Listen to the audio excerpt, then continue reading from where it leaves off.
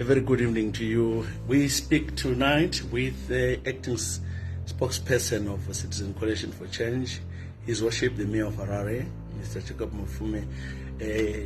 Mr. Mafume, greetings. How are you, sir? Good evening. Hi, how are you? Yes. We understand we are now the acting spokesperson, and when did you assume being the spokesperson of this party? We had a meeting of the National Standing Committee, and we in that meeting we said we are reverting to the structures of 2019. As you will recall, going into 2019, I was the spokesperson of the party, which was MDC Alliance, and I simply shifted to being Secretary for Elections and Secretary for Local Government. But I've always been speaking for the party from time to time during the run-up to the elections, on TV, on radio, and so forth. It is a role that I have carried with me to the number of posts that I have held in the party. But for the purposes of what we had to do today, I am the acting spokesperson to speak to the announcement that had to be made. This standing committee of CCC, when was it chosen? You voted for them, or you are using the 2019 structures? We voted in 2019. As you know, the Congress was supposed to then happen this year, anytime between July and September, latest. So they carried the legitimacy of the people, the vote of the people, until removed through Congress or any other legal process. Basically, a Citizen Coalition will just change the name from MDC Alliance. Remember, that's what you are saying? It was a branding exercise. Or it was a branding exercise? We needed to participate in the by-elections. We couldn't participate in the by-elections as MDC Alliance, as that name was being claimed by Mwonzora and company, and we could have been barred by the courts, or our members could easily have been recalled should they have been elected under that name. And so to avoid such an eventuality and to defend the people's vote, we decided to brand. So everyone in that party knew that we are changing from MDC. Council meeting that made that decision. It is public knowledge. Everyone in the party knew. That is why people kept their positions from the president downwards. No one shifted, no one moved, except for changes that were being done by the president in line with the constitutional mandate that he carried. We saw a lot of drama last year after the elections when the one interim Secretary General, Tshabangu, started to make some recalls. Did the leadership of CCC, in brackets MDC Alliance, knew about those recalls? Well, to the extent that they were planned, they didn't know, to my knowledge. They encountered them as they were happening. How did you feel about them? A recall is never a good thing. A recall is bad. We must build institutions that have other alternatives to deal with any issues that might arise internally, because the recall then affects innocent third parties and has unintended consequences when it does happen. And should it happen, it must be through certain due processes, and when it is completely and purely unavoidable. So did you try to speak to him, or did you consult any of you leaders, especially the standing committee or anybody else, when he did those recalls? Not to my knowledge. If they were, then I have not been made privy to those consultations. But what we have done is that the standing committee has mandated the acting president to engage all stakeholders, including Tshabangu, to come to an understanding and to solve the problem of the recall and the exercise of any powers that are being exercised by the various stakeholders of the party and the democratic movement.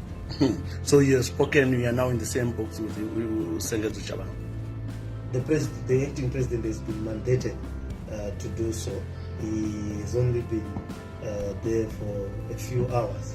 Okay. So I'm sure by now they've not yet spoken, and that should they speak, they will decide which platform and how they are going to speak and announce it. Yeah, that's why I came to you, because I saw your press statement announcing that Mr. Welshman Ncube is now the acting president of the CCC. Yes. Tell me why, how it happened.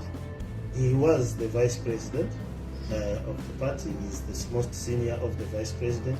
They will do so on a rotational basis and a 90 days apiece. Mm-hmm. And that rotational basis, it is what happens when a president leaves an organization. The vice presidents act until such a time when a confirmation can be made of what then happens at the end of the process.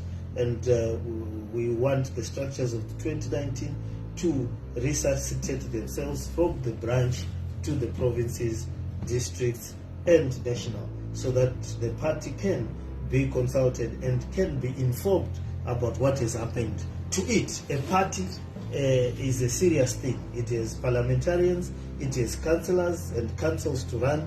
It cannot just disappear into thin air just like that.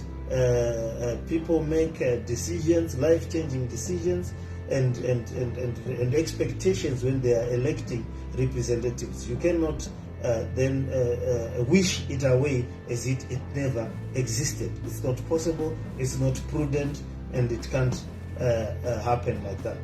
So the National Steering Committee so agreed that these three vice presidents will act one at a time.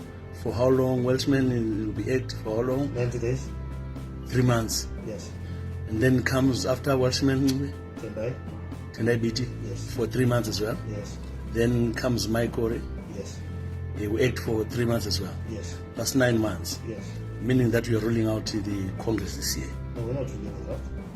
The one who then superintends the acting will then carry the party into the Congress. So, I mean, is it possible to do a Congress this year? It is. So I'm looking at 9 months from now. How many would that be? November? No. You are reading the timelines literally. Okay. So I'm talking that when you go to Congress, definitely have a new president. Yes. So meaning the ones you are saying that they will act, they won't act if you're supposed to do it in August or July. It then expires by operation of the Constitution. The 90 days is not a constitutional provision. It's an administrative provision to make sure that there is a bit of order and certainty within the acting of the presidency. Okay, so you had a constitution? We have a constitution, MDC Alliance constitution. So okay, when those people went to court, your party, CCC, went to court last time about Tshabangu, why was it not used in the constitution? Because the judge said there was no constitution. Well, it is up to the people who are then instructing the lawyers as to answer why they did not use the constitution in that particular case. I'm not privy to the reasons why they did or whether they should have. But it is there. When people go to court, they adopt different strategies and they get advice from different lawyers. Maybe that was the advice they got. The wisdom or lack thereof is then shown with what then happens in that particular court. Mm-hmm. So definitely it's a must that there is a Congress this year, because the mandate of those who were elected in Ncube 5 years ago, their term is it will be expiring. Democracy has to be practiced. Mm-hmm. We are part of the democratic movement, and what would differentiate us from what we are fighting is an adherence to democratic tenets, presenting yourself to the will of the people on a regular basis. Otherwise, we will be then advocating for other things other than democracy.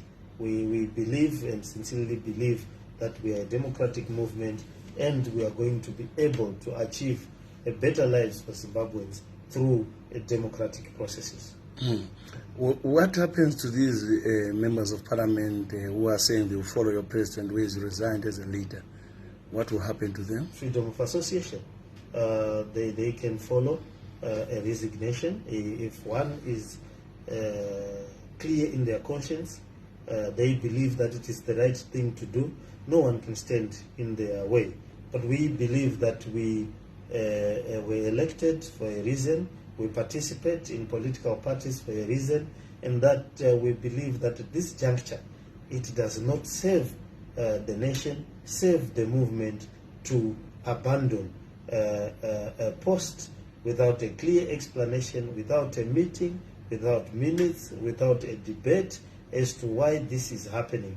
This is different from the stories of the Bible, where you get touched on the head and you are asked to stand up and follow.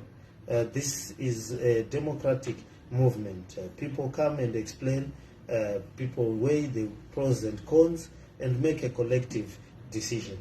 Until such a process has happened, which it has not,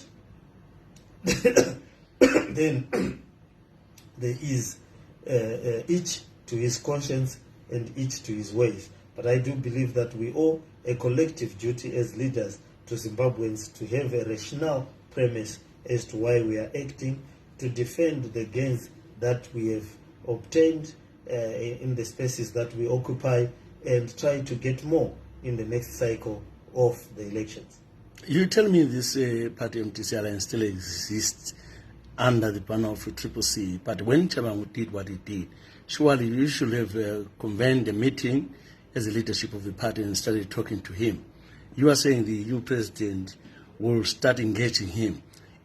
Does this guy have the powers more than the party itself, Tshabangu? The then president had his way of doing things, which he was supposed to account, which he was supposed to explain. Who was the president when Nelson Chamisa resigned? Who acted on that? Won't that person try to convene a meeting of your standing committee or other leaders and question why he did what he did? This guy will face any consequences of doing what he did without consulting you as the leadership of CCC. Well, the then president, as you know, surprised everyone by writing a letter or an epistle, as it were. And it was quite a long epistle. A few people had been consulted, and people had to read and understand why he did that. And in that interim, there was no recognizable leadership, so to speak, in the sense that people had to regroup. Meetings had not been held for quite some time. There were various opinions, others insisting there were no office bearers, others insisting that there were still office bearers, and so forth. And in that confusion, consultations had to be done, positions had to be made, and we are here where we say we are restoring the leadership of 2019, not only at standing committee level, right from the branch up to the national level. Yeah, I'm trying to understand, because when he recalled most of your MPs and all that, I'm trying to get it. Did any one of you reach out to him to say, what are you doing?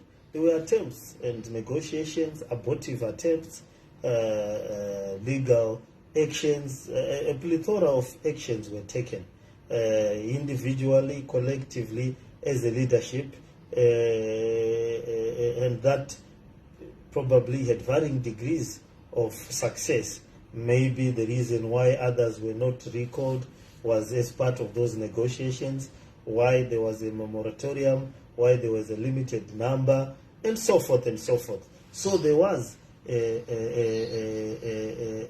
attempts that were made, so to speak. They had varying degrees of success, but there is need for a collective response from the constitutionally mandated organs of the party. Yeah, the problem why I'm saying so is that we're just seeing one person, Sengezo Tshabangu, doing all the don't work. We didn't know that he had people who backed him. It only resurfaced or surfaced when Chamisa had left the party. So during when the time was there, when he was arguing, hey, you can't do all these recalls, we never saw statements from your fellow leadership There of the party. Leadership then that was making statements. It was centralized in the president's office, Okay. and anyone who attempted to speak was questioned as to what position they were speaking from, and why they were speaking. There were people who were responding in various platforms, in the courts, in the press, Twitter and social media, and those were the people who at that point were being appointed or given the mandate to respond by the then president himself. But now that he has resigned, it does not make sense for people to keep quiet, because at that time they were not responding. It does not make sense for people to look leaderless. That we are in charge of cities, we are in charge of constituencies, we are in charge of wards. It is not rocket science to manage a political party. What if your political leader has an accident? What if your political leader is not there for one reason or the other? Not being there is a natural consequence of politics and life. It is not rocket science to be heading a political party. If the leader is not there, you look at how you sequentially deal with his absence. He's not the first leader to resign. He's not the first leader to leave the party. It happens. It has happened. We then handle it. No, what brought a lot of confusion, Your Worship, is that Mr. Biti denied knowledge of what was happening, denied knowledge of knowing Tshabangu. So was the Welshman Ncube. Was this? I don't understand, why did they deny having the knowledge or knowing the guy himself? The two leaders who are the vice president of the party. They said they know nothing about him. Well, it is up to them to answer for themselves. What is clear is that what has happened. Whether they were knowledge, it's not to my knowledge. I doubt very much. I go by their public statements, unless otherwise proven. And if they are proven otherwise, I think it is up to them to be able to answer. But what is clear is that at this juncture we are where we are, and we need to move as a political party, and an announcement has been made, and that announcement allows the acting president to have the legitimate authority to put the pieces back together and deal with the issue of Tshabangu, parliament, councils, and many other moving parts of the party, and then to be able to have an internal mechanism to deal with conflicts and allow the movement to grow. Okay, so definitely now Professor Welshman is now the acting president. Knows Charlton Wende, everyone knows late Konye. So what was, if I may ask, sorry to stop you there, what was Wende in your? Yes, sorry about that. We're about to wrap it. I said, what was Wende in 2019 Congress? Secretary General. So how did Tshabangu assume that interim SG? Those are the things that the acting president will deal with. The discussions and how the scrambled egg or the entanglement will be dealt with. Okay. I believe that there is nothing that cannot be solved in the political context. So we are very confident that we will be able to solve it, and we will be able to protect the vote of the people and protect the integrity of the party going forward. Yeah, and finally, now I want to just ask one or two questions about you. You were recalled. Why were you recalled? Do you know? Was it Tshabangu as well? No, it wasn't Tshabangu. And ironically, I was recalled by Promise Mukwananzi, saying he was acting on the instruction of the then President Nelson Chamisa. I have no idea why Promise Mukwananzi wrote that letter. I tried to inquire to his credit or in his defense. The President Nelson Chamisa said he did not give that instruction to Promise Mukwananzi. I have no idea why. So he didn't even go to court? He didn't even go to court. He just wrote a letter to the ministry, which letter was not acted upon because there has been an interdict against the recalls. And ironically, they tried to recall 5 mayors, yet they were blaming Tshabangu for recalling people, but they want to use the same method to deal with a mayor like me and 5 other mayors, Vic Falls, Butare, Mashingo, and so forth, Blawayo, right across the country. It's hypocritical, oxymoronic, and it creates a serious problem in terms of the sincerity of our colleagues or the way we are conducting business. Dr. Chamisa, it is rumored that is forming a new party. Have you spoken to him? Do you hear of such thing? No, we go by what he said in his letter. Okay. He said that he's taking a break and he's going to come up with a new direction in his life.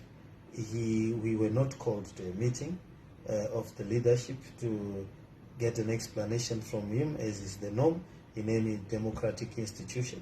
What we are aware of is that he said that the party has been infiltrated, and that as the head priest, he was going to run away from the demons that had infected the shrine.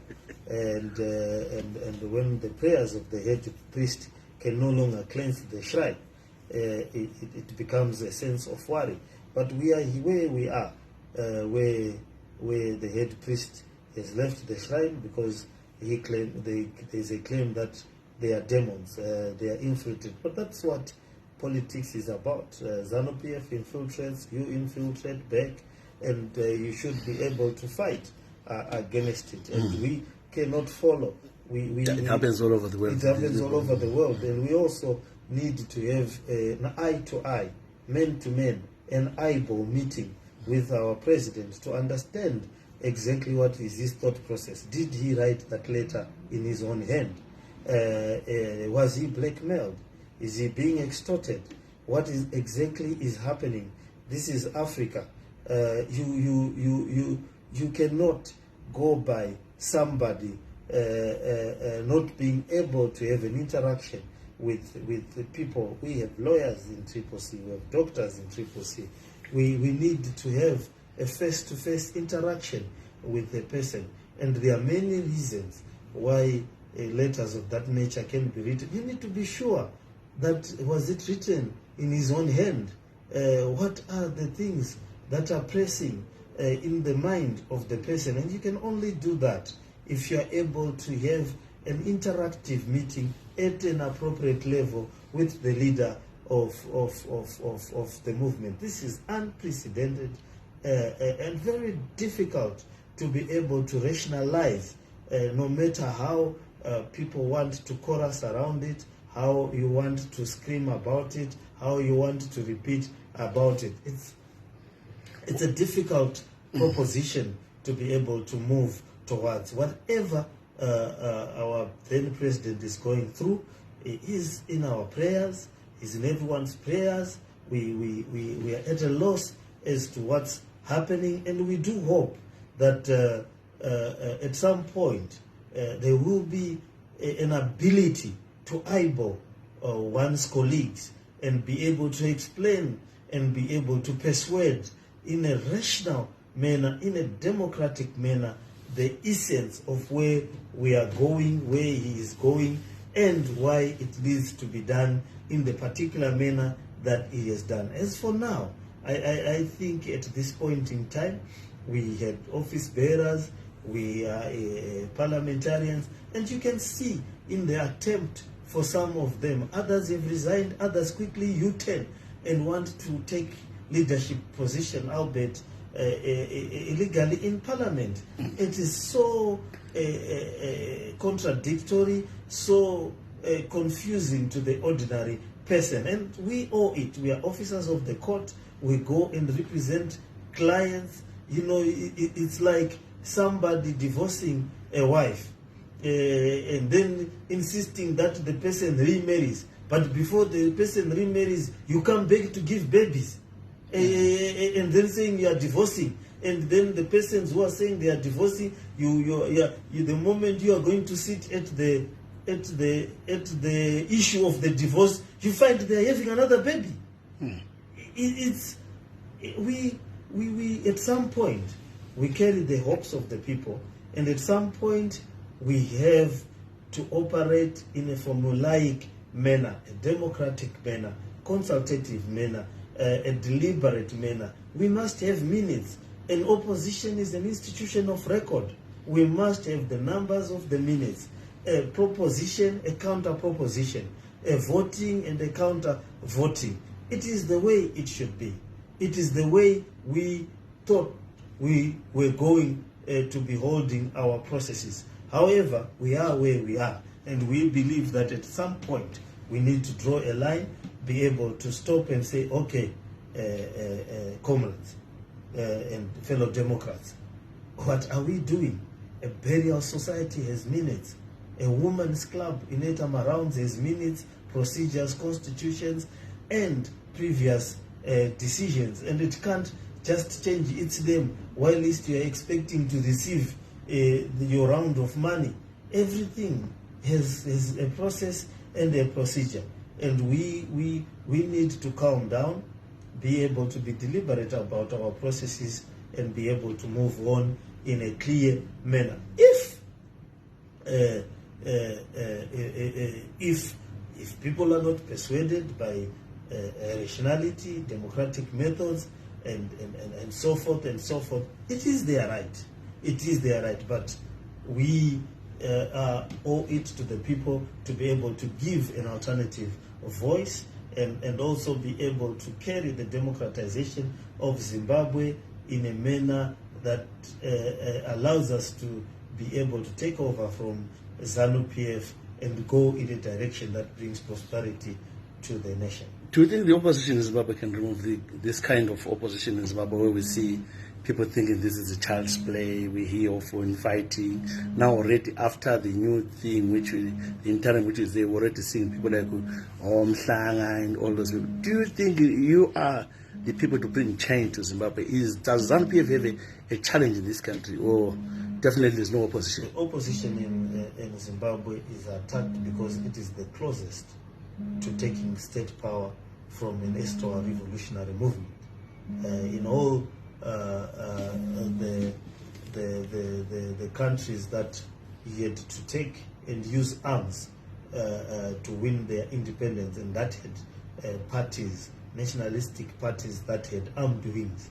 We are the closest to be able to upstage a party. If you look at Frelimo in Mozambique, ANC in South Africa, Chama Pinduzi in Angola, SWAPO in Namibia. Look at the record of their opposition.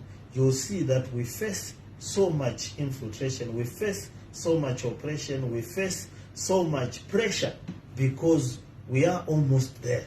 So we are almost there. We are very. But whenever, like now, people are resigning. Whenever you do by-elections, ZANU-PF is taking those seats. That's my worry, that the opposition is getting destroyed. ZANU-PF is winning all these by-elections. By-elections are traditionally difficult. Mm-hmm. You must remember, we started participating in by-elections in 2018 to 2023. Before that, we never. The last time we participated in by-election was the Bikita by-election, which was violent under Morgan Tsvangirai, and we stopped participating in by-elections in the sense that they are, one, pointless, two, the regime concentrates all its resources on that community, and you end up victimizing the community for no reasonable political gain. We started participating in by-elections because of the peculiar nature of the recalls that had been done by Monzora. They were widespread in that election was a mini general election in itself. But these other by-elections, traditionally, we have elected not to participate in them. So nothing much tells. So will you participate if instead to feel this was just resigned? That's why I'm saying that nothing much turns on by-elections. What we need to do is to regroup, reorganize, and come up with a political trajectory that will have an impact on the way the country is being governed.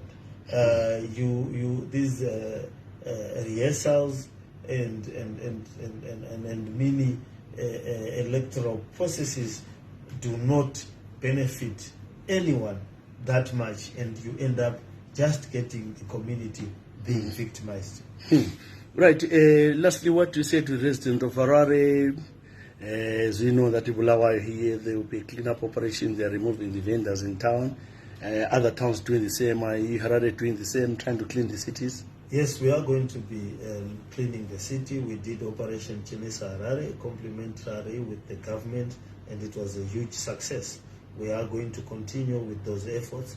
We are also going to continue with the efforts of cleaning the city, the efforts of trying to find a way where vendors and established shops can coexist. We need to create a paradigm shift and we restore the city to the beauty that it used to be, and to become a center of economic activity that does not destroy the city but enhance the ambience of the city, so that Harare can be a place to live in. And that want to assure that the voters and the residents of Harare that our elected representatives are staying put, and they are going to engage in the serious business of trying to make sure that they defend zones of autonomy, and if they are in parliament, they push aggressively to bring the government to account. Thank you very much, Your Worship, the Mayor of Harare, Mafume. Thank you so much for your time. I know I checked you, it's late in the evening, you should be resting, but thank you for giving me an opportunity to talk to you. There is no rest in the democratic struggle until we achieve. Amen. Thank you for having us here. Thank you. Thank you.